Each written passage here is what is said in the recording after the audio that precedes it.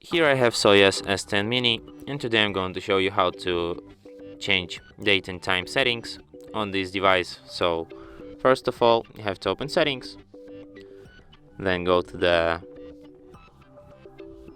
date and time section. If you want to set up your date and time manually, you have to disable this feature, automatic date and time.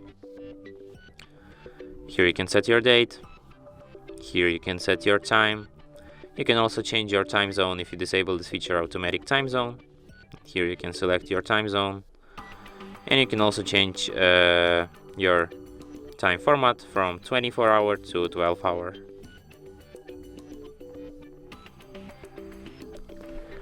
And that's it. Thanks for watching. If you find this tutorial useful, don't forget to hit that like button and subscribe to our channel.